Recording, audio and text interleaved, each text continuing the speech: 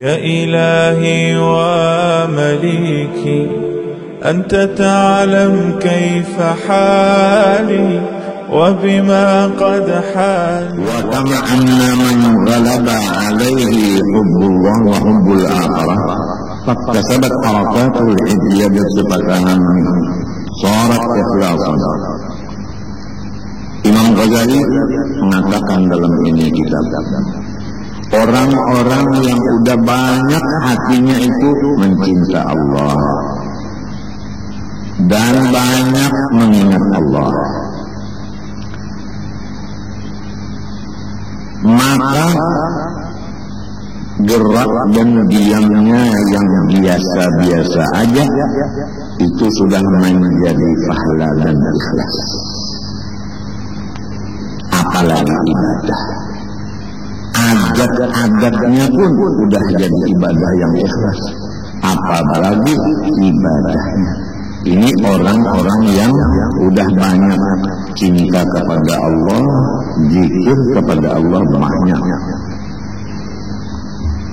Bukan artinya cintanya itu penuh, zikirnya penuh, enggak. Sebab manusia ini makhluk itu sifatnya adalah naqais, kekurangan. Jadi pasti ada juga kosong-kosongnya. Nah, cuma banyak isinya, banyak cintanya, banyak ingatnya. Bukan nggak ada lupa sama sekali, bukan. Tapi hitungannya banyak cintanya, banyak zikirnya. Maka orang itu gerak dan diam yang biasa-biasa aja udah menjadi ibadah yang ikhlas. Adapun falladhi yaghlibu ala nafsihi dunya wal 'ulu riyasatan wa bil jumlah ghairullah faqad iktasabat jami'u harakatil sifat pada tasmul ibadatul. Adapun orang-orang yang penuh hatinya, maksudnya banyak urusan dunia dan urusan senang jadi pemimpin, baik pemimpin rumah tangga maupun pemimpin keluarga maupun pemimpin ya macam-macam lah. Kalau itu memang hobinya, pertama hobinya dunia, yang kedua hobinya itu ketujuh ma'atasi, yang ketiga hobinya itu pangkat. Ringkasnya yang lain dari Allah gitu kan. Kalau udah hobinya lain dari Allah, maka semua gerak diamnya itu tidak bisa selamat daripada riya. Walaupun min saumin wa salatin wa ghairi, walaupun salat dan puasa. Jadi keringkasan faidah ayadul ikhlas kasruhu bin nafsi wa qat'u tam'i anid dunya wa tajarrudu lil akhirah. Obat supaya mencapai ikhlas. Pembicaraan ini ikhlas itu menyatakan hatinya udah sehat.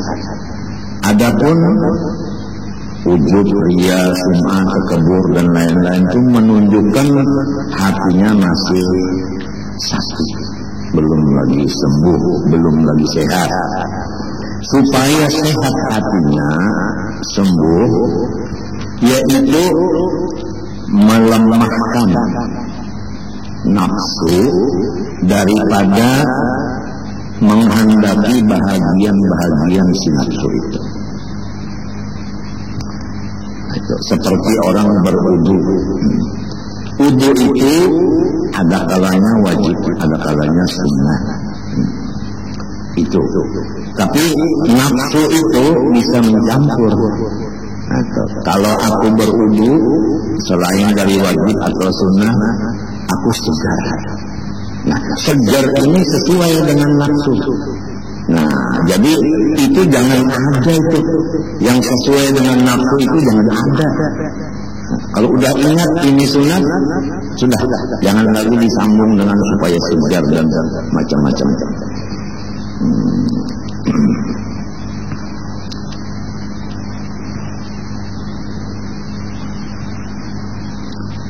Nomor 2, memutuskan harapan dari dunia. Jadi selama manusia masih mengharapkan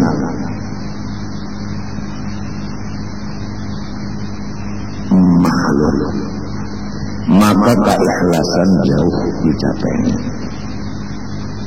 Oleh sebab itu, almarhum Guru Haji Seman Mulia berkata kepada muridnya pada pengajian hari Sabtu pagi, bahasa Banjar, galuh-galuh ingatakan jangan berbimbut di surban tuan guru. Jadi kita ini jangan berharap kepada makhluk, yang kita harap Allah.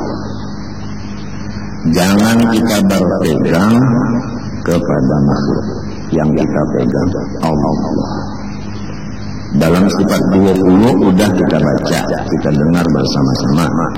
Tinggal lagi taufik mudah-mudahan. Allah Subhanahu wa taala bersifat qiyamuhu bi nafsihi. Artinya kaya. Dalil innallaha ghaniyun 'anil 'alamin.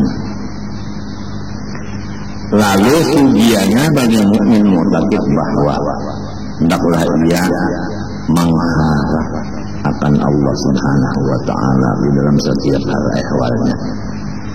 Jadi jangan mengharap murid, jangan mengharap guru. Guru mengharap Allah, murid mengharap Allah. Sama-sama. Itulah ujar arwah Guru Seman almarhum, jangan berbentuk di surban tuan guru. Dalam etikat kita lagi bahwasanya Tuhan bersifat hayat, dalilnya wa tawakkal 'alal hayyil ladzi la yamut. Sugiannya bagi mukmin muttaqin bahwa ia menyerahkan dirinya kepada Allah, jangan menyerahkan kepada makhluk.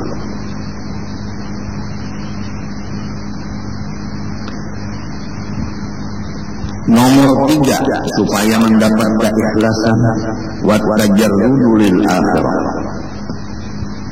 Semata-mata mengharapkan akhirat.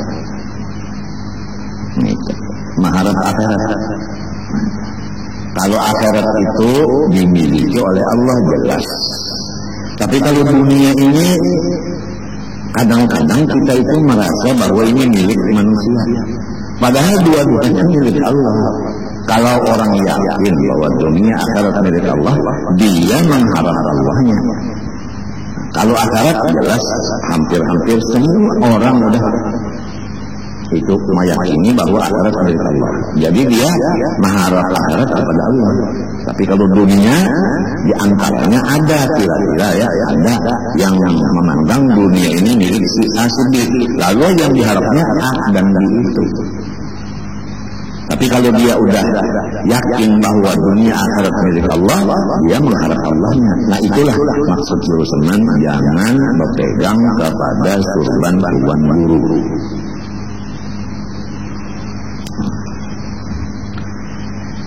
Di dalam hakikat kita Ahlussunnah wal Jamaah pula bahwa yang tidak ada punya dosa atau kasus hanya Rasul dan malaikat.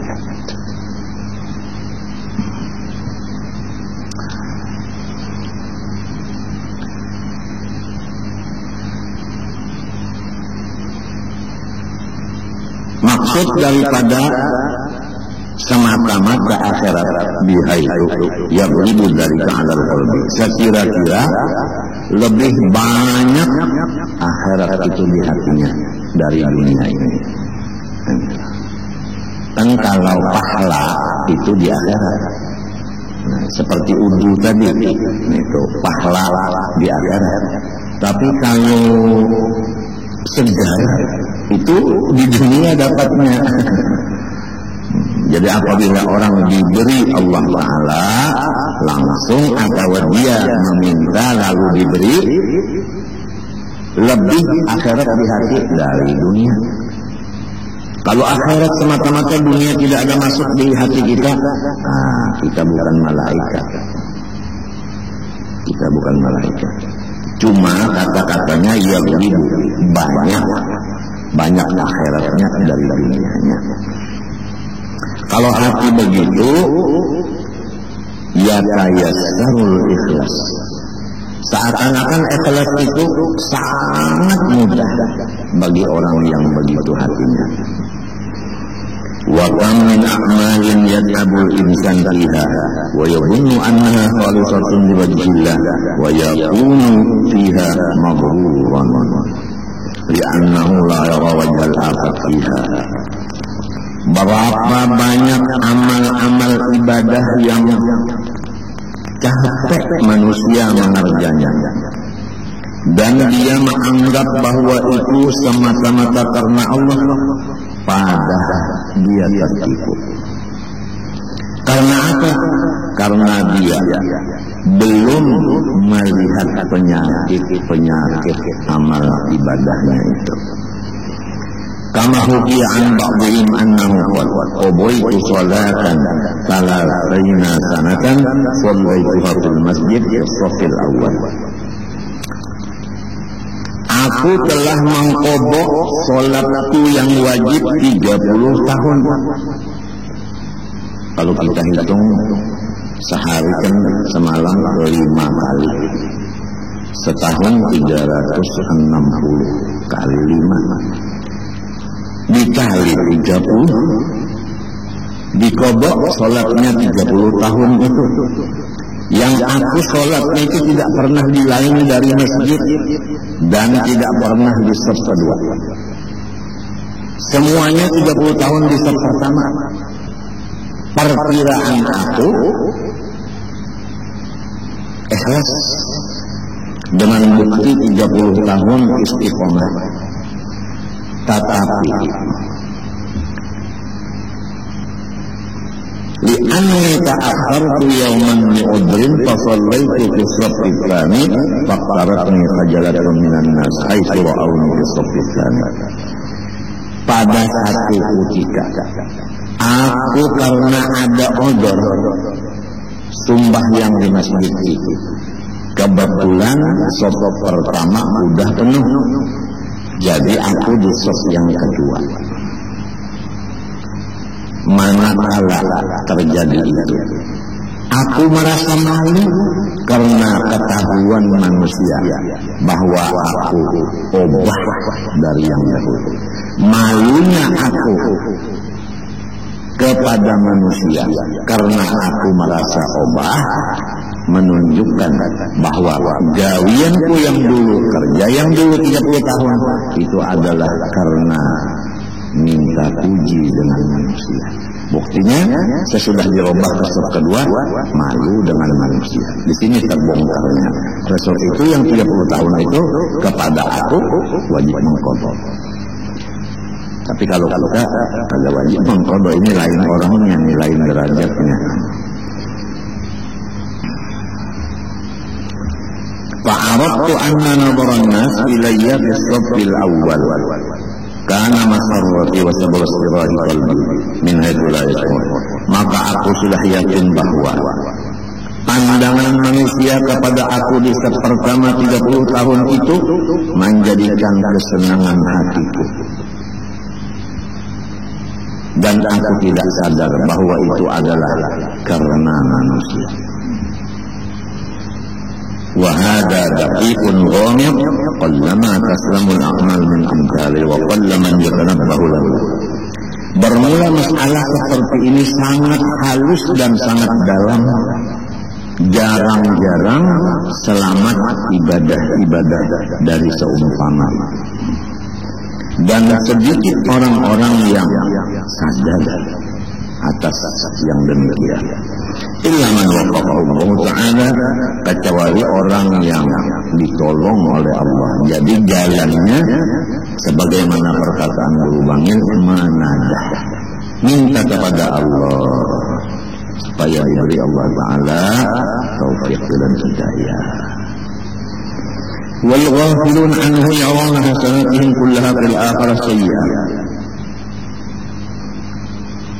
Adapun orang-orang yang melupakan tentang masalah keikhlasan dalam ibadah, nanti dia di akhirat jelas menyatakan melihat dengan mata kepalanya bahwa semua ibadahnya itu dosa. Wa hum muradun bi qoulihi ta'ala, itulah yang dimaksud dengan firman Allah, wa badalahum min Allah ma lam yakunu yahtasibun wa badalahum sayyi'atu ma kasabu. Nampaklah bagi mereka dari Allah sesuatu yang tidak dikira-kira mereka. Nampaklah bagi mereka akan kerjaan-kerjaan yang dulu di dunia dianggap baik, sekali di akhirat itu adalah dosa. Wa biqaulihi ta'ala qul hal nunabbi'ukum bil akhsarina a'mala alladhina dhalla sa'yuhum fil hayatid dunya wa yahsabuna annahum yuhsinuna sun'a. Firman Allah Ta'ala lagi, hai Nabi Muhammad, sampaikan, hendaklah kami jelaskan dengan orang-orang yang rugi di dalam amal ibadahnya, ialah mereka-mereka yang telah sesat pekerjaannya di dunia, tetapi mereka mengira bahwa itu adalah bagus. Artinya dianggap ibadah padahal isinya maksiat, yaitu kada ikhlas. Wa asyaddu khalqi ta'arrudan li hadhil fitnah al-ulama. Coba ini diperhatikan, bermula yang paling berat daripada makhluk mencapai derajat ikhlas adalah ulama zahir, bukan ulama tasawuf, bukan. Karena tasawuf membicarakan masalah ikhlas. Kalau yang bukan tasawuf lain bicaranya. Fa innal da'ika lil akharin ala nasri ilmi ladzatul istila wal farah bil istisba' wal istisar bil hamd wa thana. Karena bahwasanya dorongan bagi kebanyakan orang yang menyebarkan ilmu, kebanyakan dorongan orang yang menyebarkan ilmu, pertama enak hatinya karena dia di bangku guru, bukan di bangku murid. Kan satu kelainan, bangku guru dengan bangku murid itu ada kelainan. Nah, dia lezat duduk di bangku guru, artinya lezat menggurui kepada orang. Nah, oleh sebab itu guru-guru kita berpesan, hendaklah membaca kitab supaya selamat. Kalau kita membaca kitab, berarti kita sama-sama menjadi pendengar bagi yang menulis kitab itu. Tapi kalau tidak membaca, memakai kitab, kemungkinan merasa kita menggurui orang. Nah, oleh sebab itu pesan guru-guru itu baca kitab begitu. Nomor 2, kebanyakannya dorongan orang yang menyebarkan ilmu selain daripada senang menjadi terkeatas tadi, yaitu gembira dengan pengikutnya atau muridnya.